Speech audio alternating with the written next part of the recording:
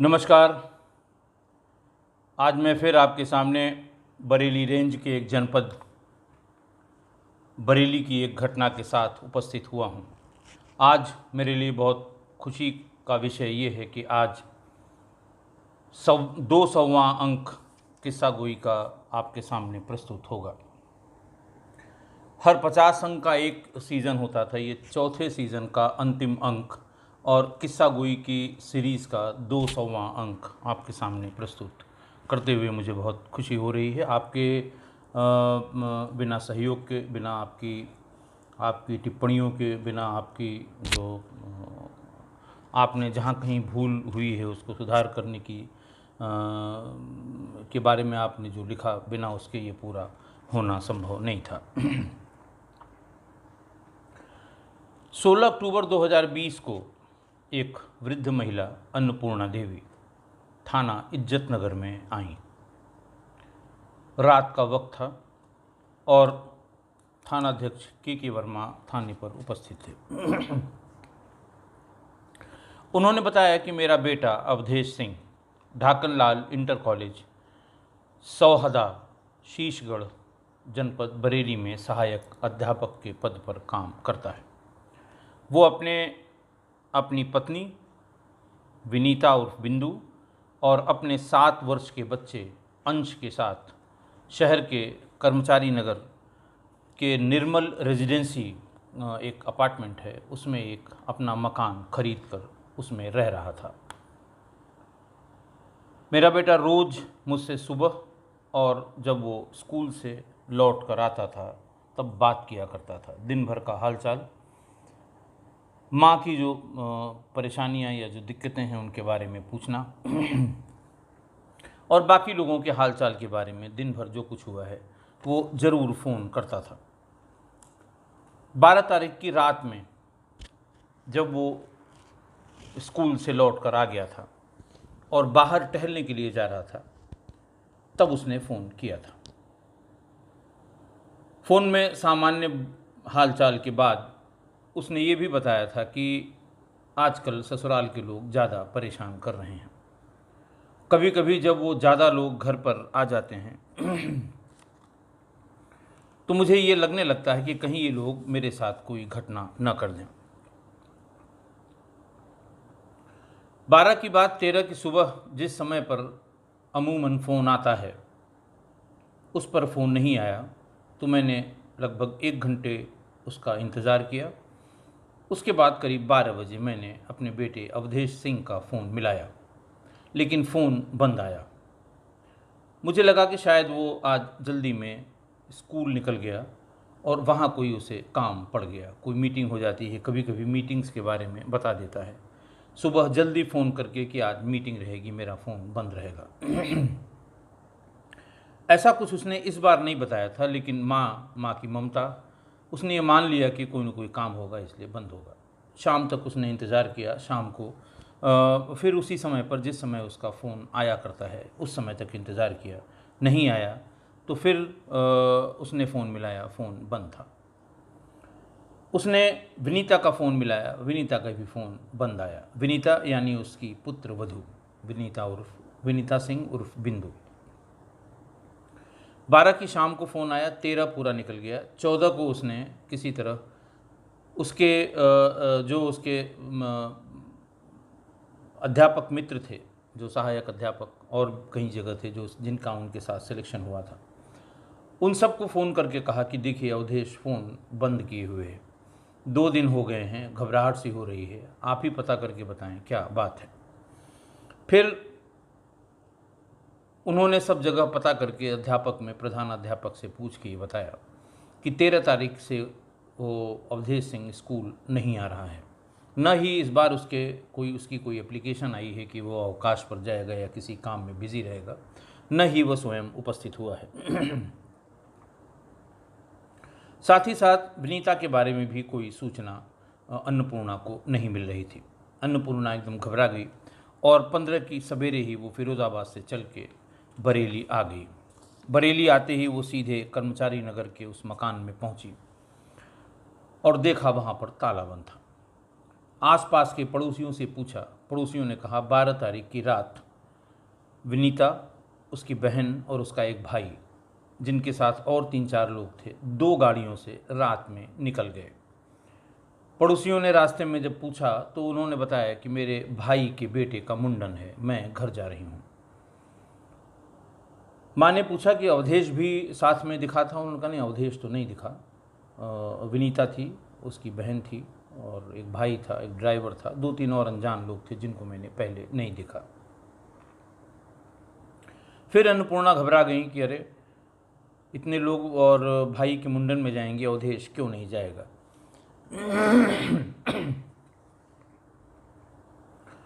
थाने पर इंस्पेक्टर के वर्मा ने जब ये पूरी बात सुनी तो उन्हें दाल में कुछ काला नजर आया।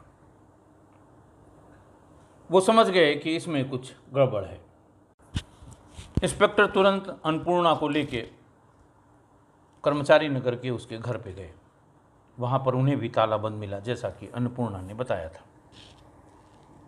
आस पड़ोस में रहने वालों से पूछा तो उन्होंने वही बात बताई जो अन्नपूर्णा ने उसको बताई थी।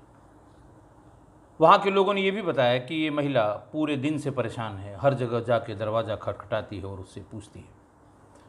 लेकिन इसके सिवा मोहल्ले में इस बात के सिवा कि वो शाम को 2 गाड़ियों से अपने भाई के बेटे के मुंडन में निकली है, यहाँ किसी को कुछ भी पता नहीं है।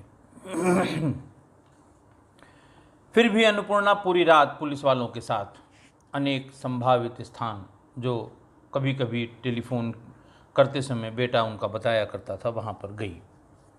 रात भर उसे कहीं कोई सुराग नहीं मिला। अंततः 16 तारीख को सवेरे इंस्पेक्टर इज्जतनगर ने अन्नपूर्णा की एक तहरीर पर उनके लड़के अवधेश सिंह की गुमशुदगी की रिपोर्ट लिख ली।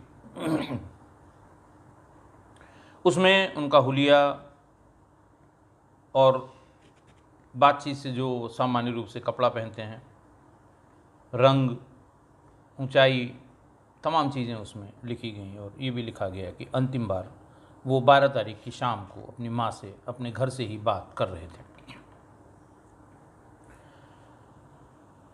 मामला कुछ गड़बड़ सा लग रहा था। इंस्पेक्टर अपने पूरे दल बल के साथ अवधेश की ससुराल खेरकी फिरोज़ाबाद पहुंच गए। वहाँ भी ताला बंद था। विनीता के पिता अनिल, सन ऑफ कंचन, जो रिटायर्ड फौजी हैं, वो भी गायब मिले। सारे लोगों के मोबाइल ढूंढे गए। 2 दिन पुलिस ने वहाँ सब जगह तलाश किया और जिन जिन लोगों की तलाश थी उनके मोबाइल नंबर ढूंढ कर निकाले। सारे मोबाइल नंबर बरेली में क्राइम ब्रांच को भेज दिए गए और उसके रिज़ल्ट का इंतज़ार किया गया कि शायद इनमें से किसी का लोकेशन यहाँ मिल जाए और फिर उससे पूछताछ करने पर शायद हमारा कोई इन्वेस्टिगेशन थोड़ा आगे बढ़े। 2 घंटे बाद क्राइम ब्रांच ने बताया कि जितने मोबाइल नंबर आपने दिए हैं वो सभी इस समय बंद हैं। उनकी सब की लास्ट लोकेशन बरेली की थी। दिन में कोई ऐसी कॉल भी बहुत इम्पॉर्टेंट नहीं थी बंद होने के पहले जिनको देखकर या जिनके बारे में जानकर हम कहीं और जा सकते हों। थक हार कर फिर टीम बरेली से वापस लौट आई। ये तय किया गया कि अब नए सिरे से सर्विलांस का काम शुरू किया जाएगा। कुछ चीज़ें उनके पास थीं, जैसे उसकी माँ का फ़ोन नंबर, जिसमें उसके बेटे अवधेश सिंह की कब कब बात हुई थी और जब बात हुई थी तो उसका क्या लोकेशन था। अवधेश सिंह से उसकी पत्नी विनीता और बिंदु का नंबर, विनीता और बिंदु से उनके पिता, उनके भाई, बाकी लोगों के नंबर, ये सब चीज़ें हासिल करके ये हुआ कि उनको फिर से बिना बायस हुए नए सिरे से जो SOP है, जो प्रोटोकॉल है सर्विलांस में, उसको फॉलो करते हुए आगे का काम किया जाए। तभी एक दिन शाम को 25 अक्टूबर को, ध्यान रहे 12 अक्टूबर की शाम को अंतिम बार अवधेश की अपनी माँ अन्नपूर्णा से बात हुई थी। 25 अक्टूबर को यानी 12-13 दिन बाद बरेली के SSP रोहित सहजवान ने मुझे फ़ोन किया कि फिरोज़ाबाद पुलिस से उनके पास एक फ़ोन आया है कि उन्होंने नारकी थाने का एक हिस्ट्री शीटर रूटीन रेड में पकड़ा है। कहीं और रेड हुई थी जिसमें वो पकड़ा गया है। उससे पूछताछ के दरमियान उसने इज्जत नगर में जो टीचर का मर्डर हुआ था उसके बारे में कुछ बताया है। मैंने टीम भेज दी है, कल सुबह तक वो यहाँ आ जाएगा और जिस तरह की बातें वो बता रहा है उससे ऐसा लगता है कि हम इस केस को उससे पूछताछ के बाद खोल लेंगे। टीम चली गई थी रात में। अगले दिन वो हिस्ट्री शीटर क्राइम ब्रांच के दफ्तर बरेली में आ गया। उसका नाम था शेर सिंह उर्फ चीकू। उससे जब बातचीत की शुरुआत की गई, जैसे पहले जब शुरुआत करते हैं, नाम, बाप का नाम, बच्चों का नाम, बाबा का नाम, ससुराल कहाँ है, ससुर का नाम, और एक आदमी जो लिखता जाता है वो धीरे धीरे नंबर दे के उसको वेरीफाई कराने की भी कोशिश करता है। जैसे अगर फिरोज़ाबाद का ही कोई नंबर दिया गया तो संबंधित थाने को तुरंत फ़ोन करके गांव का नाम बताया जाता है कि क्या यहाँ पर इस आदमी की ससुराल है। पर्पज़ ये होता है कि उसका झूठ किस स्तर पर जाकर कब वो झूठ बोलना शुरू करेगा और हम उसे पकड़ पाएंगे।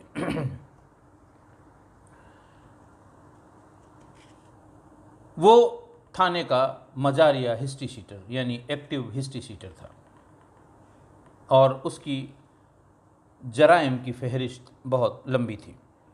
बहुत बार जेल जा चुका था और उसे पूरा आइडिया था कि पुलिस किस सीमा तक जाएगी पूछताछ करने में।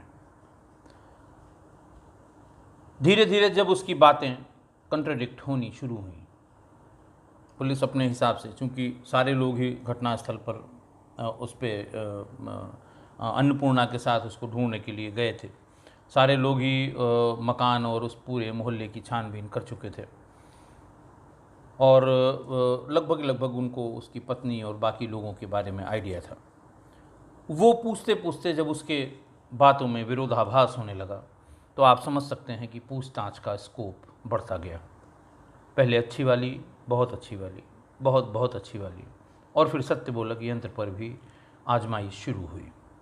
लेकिन जैसा मैंने आपको बताया कि वो हिस्ट्री शीटर था, बहुत बार पुलिस का पाला पड़ चुका था। अंतिम अध्याय के बाद भी बहुत कुछ बोलने को तैयार नहीं हुआ, लेकिन एक काम वो हमारा कर गया। हत्या के बारे में तो कुछ टस से मस नहीं हुआ, लेकिन एक काम उसने पुलिस का किया कि उसने विनीता और शेर सिंह का एक दोस्त, इन दोनों का पता बताया।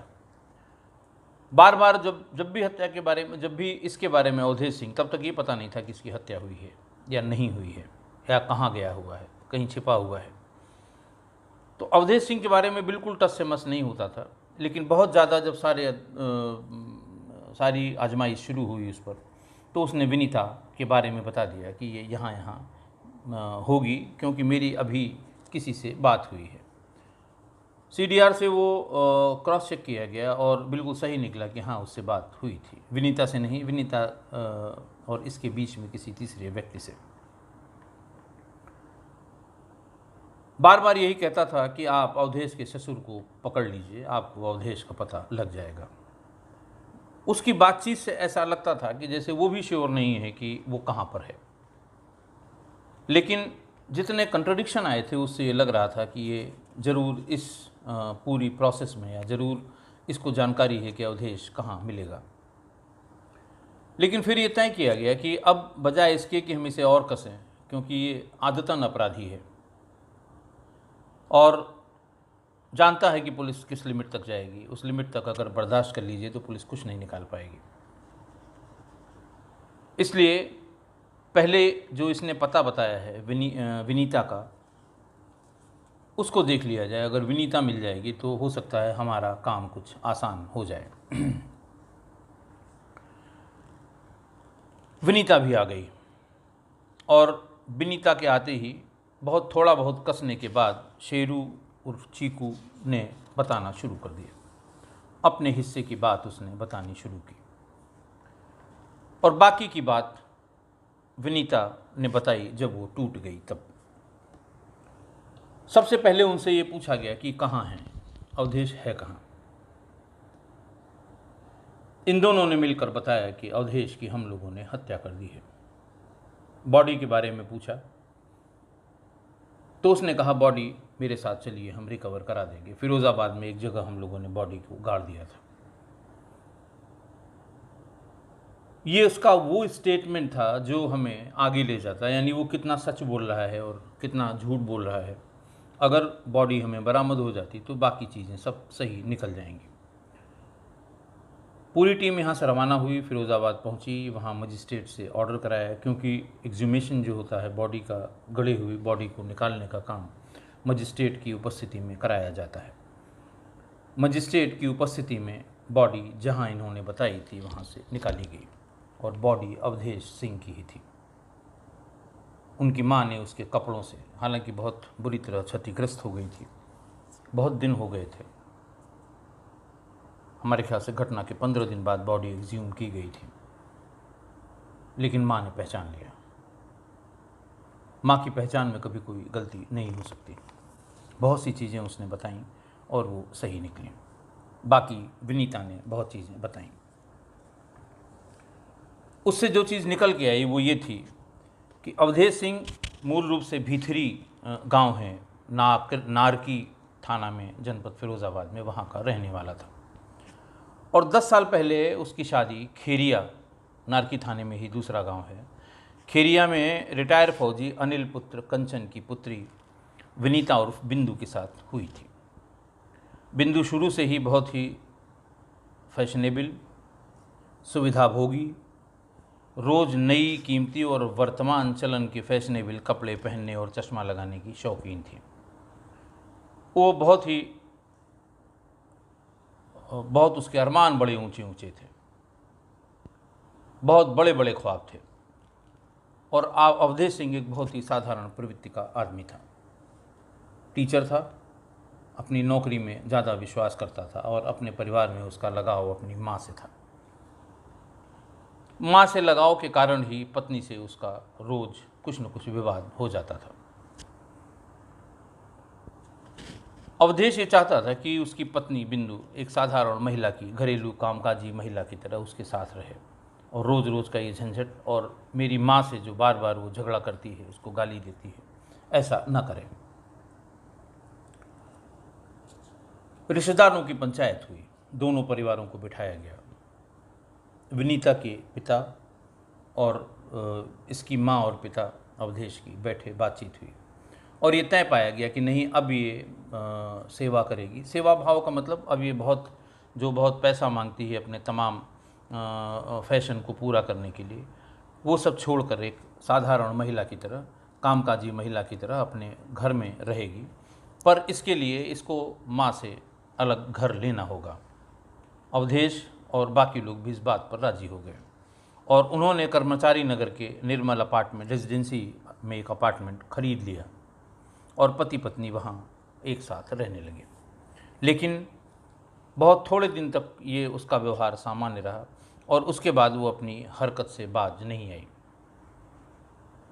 उसने एक प्राइवेट नौकरी के लिए अप्लाई किया, वहीं पर बरेली में ही वो एक प्राइवेट जॉब करने लगी और अवधेश ने इसका विरोध किया कि तुम्हें नौकरी करने की कोई ज़रूरत नहीं है। उस प्राइवेट जॉब के साथ साथ उसने अपने घर में ही एक ब्यूटी पार्लर भी खोल लिया। ब्यूटी पार्लर, रिलैक्स जोन नाम के एक ब्यूटी पार्लर को इस घटना से करीब 2.5 साल पहले उसने वहाँ पर खोल लिया। वहाँ पर अपनी मदद के लिए अपनी बहन ज्योति, जिसकी शादी बेवर जनपद मैनपुरी में हुई थी और पति के विवाद के बाद वो अपने घर चली आई थी, उसको बुला लिया, जो ब्यूटी पार्लर में उसका काम, उसका हाथ बटाया करती थी। अवधेश को ये बात पसंद नहीं थी कि साली को भी घर में बुलाकर रख लिया। यहाँ तक भी वो बर्दाश्त कर गया, लेकिन उसने अपने भाई प्रदीप और प्रदीप के एक दोस्त अमित सिसोदिया, नया बांस थाना, एतमादपुर जनपद आगरा का, उसको भी अपनी ही कंपनी में नौकरी पर लगवा दिया। यानी अब विनीता और विनीता की बहन, ये दोनों, बहन ज्योति, ये दोनों ब्यूटी पार्लर का काम देखने लगी और विनीता स्वयं उस नौकरी में 2 लोगों को और ले आई, एक अपने भाई प्रदीप को और एक प्रदीप के दोस्त अमित सिसोदिया को। धीरे धीरे अमित सिसोदिया से विनीता की नज़दीकियाँ होने लगीं और कंपनी में भी लोग ये कहने लगे जहाँ ये काम करती थी कि विनीता और अमित सिसोदिया के अवैध संबंध हो गए। ये बात किसी दिन अवधेश को भी पता लगी। अवधेश ने इसका बहुत विरोध किया, बहुत ज़्यादा विरोध किया कि अब तुम नौकरी छोड़ोगी, ये लोग अपना नौकरी करें या जाएं, तुम उस कंपनी में नहीं जाओगी जहां ये लोग रहते हैं और इनका घर में आना जाना नहीं होगा। चूंकि वो रोज़ अपनी माँ से बताता है तो उसने इसके बाबत कि ऐसा सब चल रहा है अपनी माँ को भी बताया। माँ यहाँ आ गई। माँ ने अपनी बहू यानी ज्योति से कहा कि तुम्हें नौकरी करने की ज़रूरत नहीं है, बाहर बहुत बदनामी हो रही है। ज़्यादा झिकझिक हो गई तो बिंदु ने अपने पिता से शिकायत की कि अब जीना मुश्किल हो गया है, मैंने अपना काम शुरू किया, अपना पैसा कमाने लगी, अपना ब्यूटी पार्लर खोल दिया, फिर भी ये अवधेश और उसकी माँ मुझे बहुत तंग करते हैं। और फिर उसने अपनी योजना बनाई। उसने कहा अवधेश को अपने रास्ते से हटाना बहुत ज़रूरी है। उससे एक फ़ायदा होगा कि अवधेश का ये मकान जो बहुत महंगा है, जो अवधेश ने ख़रीदा है, हमारा उस पर कब्जा हो जाएगा। और दूसरा, अवधेश के मरते ही मैं उसकी बीवी होने के नाते मुझे नौकरी मिल जाएगी और सारी समस्या जड़ से समाप्त हो जाएगी। और अगर बीच में उसकी माँ आती है तो उसको भी हम मार देंगे या निपटा देंगे और फिर हमें कोई बोलने वाला नहीं होगा। उसने ये बात अपने पिता अनिल को, अपने भाई प्रदीप को, बहन ज्योति को और अपने प्रेमी अमित सिसोदिया को बताई। विनीता के पिता अनिल की जान पहचान शेर सिंह उर्फ चीकू से थी, जो हिस्ट्री शीटर था। उनका आपस में बहुत अच्छा संबंध था, आना जाना था। उसने विनीता से कहा कि बेटा तुम परेशान मत हो, हम तुम्हारे रास्ते का ये कांटा निकलवा देंगे, हमारे पास आदमी है। विनीता के पिता अनिल जो रिटायर्ड फौजी थे, उन्होंने चीकू को बुलवाया क्या, वो आता जाता रहता था, और एक दिन उससे बताया कि तुम्हें ये काम करना है। चीकू को भी मौका अच्छा लगा। उसने कहा देखिए अकेले का काम नहीं है, ये बड़ा काम है, इसमें 2 लोग कम से कम और शामिल होंगे और उन्हें हमें पैसा देना होगा। विनीता के पिता ने अपने दामाद को मरवाने के लिए 5 लाख रुपए का सौदा तय कर दिया। ये कहा गया कि 70,000 रुपये काम करने से पहले, जो आने जाने में जो लॉजिस्टिक्स में खर्च होगा, बाकी का पैसा काम होने के बाद।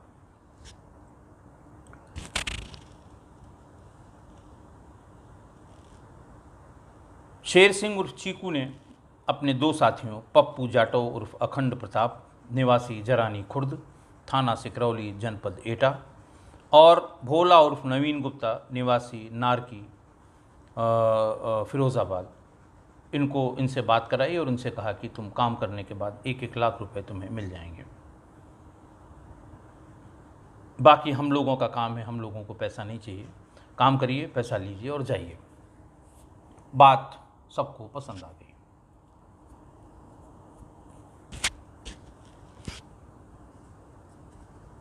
अनिल फौजी यानी विनीता के पिता, ज्योति और विनीता, इन सबको ये पता था कि 5 लाख रुपए में ये सौदा तय हो गया है। 12 तारीख को, जिस दिन अंतिम बार अवधेश की अपनी माँ से बात हुई थी, उस दिन अमित सिसोदिया, जो विनीता का प्रेमी था, जिससे संबंध हो गए थे, जिसके बारे में सभी लोग जानते थे, उसकी अल्टो कार और विनीता के भाई यानी अवधेश की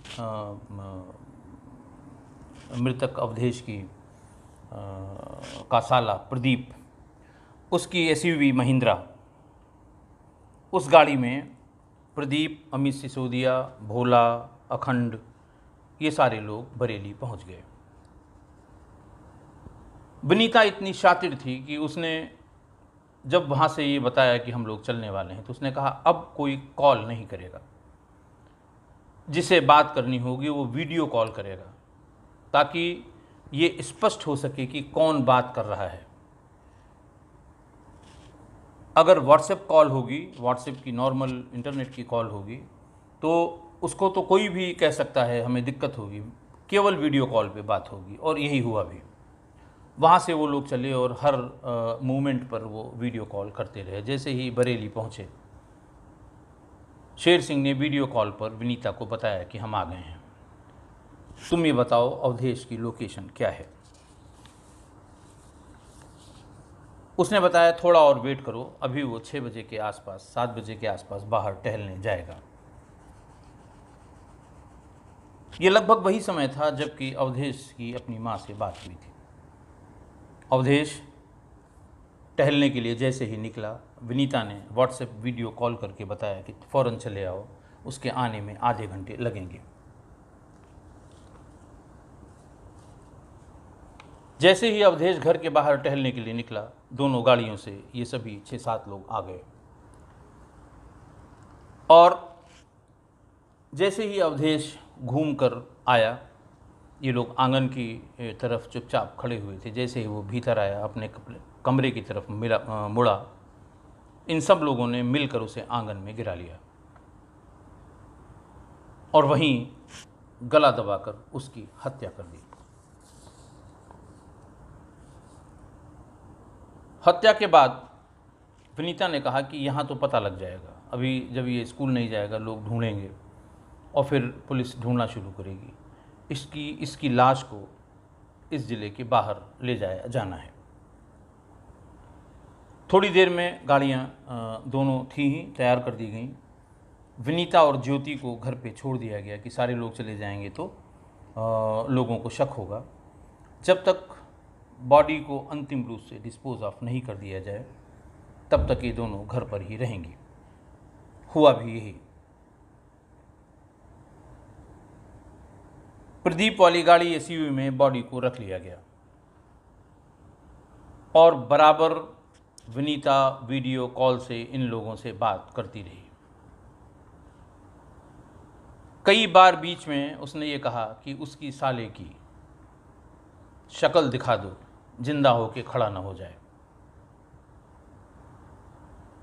जो बात बयानों में लिखी है, और तमाम गालियां देकर, और रास्ते भर उसकी शक्ल को उसका भाई प्रदीप और शेरू वीडियो कॉल में दिखाते रहे। जिस समय उसे गड्ढा खोद के गाड़ा जा रहा था, उस समय भी वीडियो कॉल से वो पूरी प्रोसेस विनीता देखती रही। जब उसे अच्छी तरह से गाड़ दिया गया, ये लोग वापस आ गए, तो उसने प्रदीप से कहा कि अब गाड़ी लेकर आ जाओ, सब लोग आ जाओ, हम लोग भी यहाँ से चलेंगे। 12 तारीख की भोर में या रात में वहाँ से ये लोग चली गई। ये पूरे जो पूरा किस्सा हुआ, वो अगले दिन जब शेरू ने ये बात बताई, विनीता पकड़कर आ गई। उसके साथ उसका एक दोस्त जो हत्या में शामिल था, अखंड, पकड़कर आ गया। हत्या की पूरी बात खुल गई। दोनों गाड़ियां बरामद हो गईं। तो अगले दिन अखबारों में बहुत बड़े बड़े सुर्खियों में ये बात छपी। शिक्षक हत्याकांड के नाम से सीरीज़ यहाँ सभी अखबारों में निकल रही थी। शिक्षक हत्याकांड का खुलासा जब ये अखबारों में निकला, तो उसमें अंकित का भी नाम था। अंकित उर्फ अनिल सिसोदिया, जो उसका प्रेमी था। और दरअसल ये बहुत पुराना प्रेमी था, वो उससे शादी करना चाहती थी, लेकिन घर वालों ने अवधेश से शादी कर दी। अंकित नाम पढ़ते ही अंकित कुमार नाम के एक सिपाही, जो संभल जिले के हयात नगर थाने में तैनात था, 2015 बैच का सिपाही था और माँ बाप का अकेला लड़का था। उसने बैरक में अपने कनपटी पर सर्विस रिवॉल्वर लगाकर आत्महत्या कर ली। अपने कुछ दोस्तों से उसने ये शेयर किया था कि अब मैं मर्डर के केस में फंस जाऊंगा, मेरा नाम मर्डर में आ गया है, मैं किसी को मुंह दिखाने काबिल नहीं रहूंगा। किसी से उसने ये भी जिक्र किया था कि मेरा नाम आज के अखबार में छपा है, और फिर सुसाइड हो गया। संभल की पुलिस ने अपने स्तर से जब ये जानकारी करनी शुरू की तो अखबार में इसी हत्याकांड के संबंध में अंकित का नाम लिखा हुआ था, पर ये अंकित वो नहीं था, अंकित सिसोदिया वो था। ये इसका नाम जो जिसने सुसाइड किया वो अंकित ढाका था, और जिसके बारे में अखबार में छपा था वो अंकित सिसोदिया था। सिर्फ अंकित छपा होने की वजह से उसके पीछे वजह भी थी। पुलिस ने जब उसकी कॉल डिटेल निकालनी शुरू की, उसका मोबाइल भी वहीं पे था। मोबाइल में विनीता की तमाम तस्वीरें, विनीता और अंकित के तमाम आपत्तिजनक फोटोग्राफ मौजूद थे। फिर उसकी लोकेशन भी ली गई। ये हत्या करने के बाद, अपने पति को मारने के बाद और उसको दफनाने के बाद ये संभल चली गई और एक होटल में कई दिन तक अंकित के साथ रही। घटना के पहले भी अंकित कई बार बरेली आता था होटल में, और विनीता उसके साथ रुका करती थी। शायद इसी वजह से उसने अपने आप से मान लिया कि मैं ज़रूर इसमें फंस जाऊंगा, मेरे उससे संबंध थे। उसने पति की हत्या की, पति की लाश गड़ी हुई थी, वो निकली, चूँकि बहुत ही सनसनीखेज निकला था, आधे पन्ने के अखबारों में छपा था। वो ये मान बैठा कि ये मेरा ही नाम है, मुझसे जुड़ी हुई तमाम बातें लगता है खुल गईं, और उसने आत्महत्या कर ली। महिला, मैंने बताया कि बहुत, अब तो उसका फेसबुक आईडी डिलीट हो गई है, लेकिन फिर भी मैं उसकी फ़ोटो की बहुत छोटी सी आधे मिनट से कम की एक वीडियो भी लास्ट में दिखाऊंगा आपको। आप उससे अंदाज़ा लें। बहुत ही फैशनेबल, कम से कम कपड़ों में रहने वाली, हर दिन अलग कपड़ा, हर दिन अलग, जैसे वो स्टाइल, एटीट्यूड जिसको कहते हैं नौजवान वर्तमान भाषा में, उस तरह की फ़ोटोग्राफ फेसबुक पे पोस्ट किया करती थी, और हर पोस्ट पर उसके पति बराबर ऐतराज़ किया करते थे। और इस तरह से एक महिला ने, अच्छा, शादी के 2 साल बाद ही एक दिन ये घर में अकेली थी, घर की सब महिलाएं किसी शादी में गई हुई थी, तो घर की सारी महिलाओं का और अपना भी जेवर लगभग 50 लाख रुपए का शादी के 2 साल बाद ही इसने घर से गायब कर दिया। हल्ला मचा, जब लोग सब वापस आए चोरी हो गई। इसने भी मचाया कि हाँ, सब चोर आए थे, सब चुरा ले गए। नई नई बहू आई थी, लोगों को शक नहीं हुआ। इसने उसमें जब हल्का फुल्का इसके ऊपर महिलाएं हैं वो इशारा करने लगती हैं, तो हल्का फुल्का शक हुआ, तो इसने पुलिस को अपने पति का नाम बता दिया कि यही आए थे, उस समय क्या ले गए मुझे पता नहीं। पुलिस थाने पर लाए गए इसके पति अवधेश सिंह, और पुलिस ने वहाँ इनको पीटा भी। इस घटना के 2-2.5 साल पहले जब इसने रिलैक्स जोन नाम की अपनी ब्यूटी पार्लर खोला था, तो ये वहाँ आसपास के मोहल्ले में, चूँकि बहुत आवाजाही हो गई, वहाँ लड़कियाँ लड़के सब आने जाने लगे, तो जो सोहदे होते हैं, जो आवारा लड़के होते हैं, उनकी भी नज़र इस तरह की ब्यूटी पार्लर पर चढ़ जाती है, और हमेशा अलग कपड़ों में मॉडल की तरह दिखती थी, अपने आप को मॉडल कहती भी थी मोहल्ले में, या जो लोग आते थे उनको उल्टी सीधी फर्जी बात कि मैं फ़लाँ ऐड में मॉडल थी, मैं फ़लाँ ऐड में मॉडल थी। इसको मॉडल भाभी के नाम से भी वहाँ पर जाना जाता था। इसे टिकटॉक का भी बहुत शौक़ था। इसकी अंतिम पोस्ट, टिकटॉक बाद में बंद हुई, लेकिन इसकी अंतिम पोस्ट 13 अक्टूबर की थी, यानी 12 अक्टूबर को हत्या करने के बाद भी इसने अपना एक टिकटॉक वीडियो अपलोड किया था। चालाक इतनी थी कि घटना वाले दिन इसने जितनी भी बात की है वो सब वीडियो कॉल पे की है, ताकि सामने कौन सुन रहा है उसको दिखाई पड़े, क्या कह रहे हूँ वो सुनाई पड़े, क्या वो कह रहा है वो सुनाई पड़े, कहीं कोई अगल बगल तो नहीं है दिखाई पड़े। कोई भी इसने कॉल, इसीलिए सर्विलांस के लोग बहुत परेशान हुए, और उसमें सर्विलांस में नंबर्स कहीं अपीयर नहीं हुए थे। पुलिस ने गिरफ्तार किया इसमें से 3 लोगों को, और जिनमें विनीता, अखंड और शेर सिंह उर्फ चीकू थे। बाकी 4 लोग, जिसमें अवधेश का ससुर अनिल, साली उसकी ज्योति, साला प्रदीप, अपराधी अंकित उर्फ भोले उर्फ अंकित सिसोदिया, ये सब न्यायालय में हाजिर हो गए थे। अंत में मैं आपको वो वीडियो भी, एक आधे मिनट की है वो, ताकि आप अंदाज़ लगाएं कि कितना विरोधाभास था अवधेश में, उसकी पत्नी विनीता में, अंकित में। इतने विरोधाभासों से भरी हुई ये गाड़ी चल रही थी, तो इसका डीरेल होना ही था, इसको डीरेल एक न एक दिन।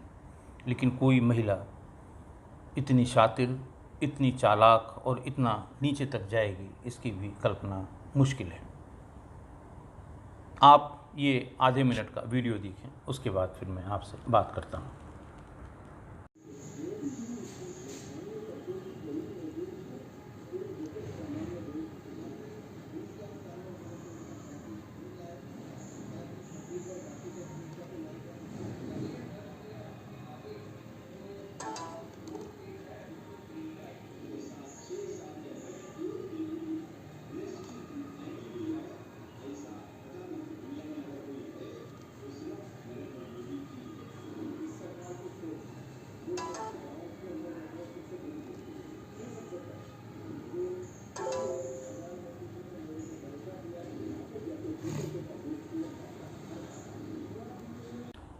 आपने देखा होगा इस वीडियो में उसकी 3-4 फोटोग्राफ जो गूगल पर उपलब्ध थीं और जो समाचार पत्रों में थी, वो मैंने दिखाई हैं। आप इससे उसके व्यक्तित्व का अंदाज़ा लगा लेंगे। आप अवधेश को भी देखेंगे, उससे भी उसके व्यक्तित्व का अंदाज़ा लग जाएगा। इसमें वो जगह भी है जब बॉडी उसकी इतने दिनों बाद ज़मीन से मजिस्ट्रेट की उपस्थिति में निकाली जा रही है। और इसमें उस भोले भाले बेचारे माँ बाप के इकलौती संतान अंकित की भी फ़ोटो है, जो बिना बात के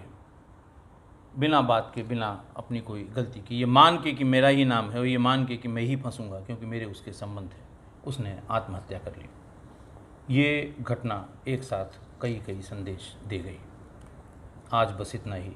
बहुत बहुत धन्यवाद।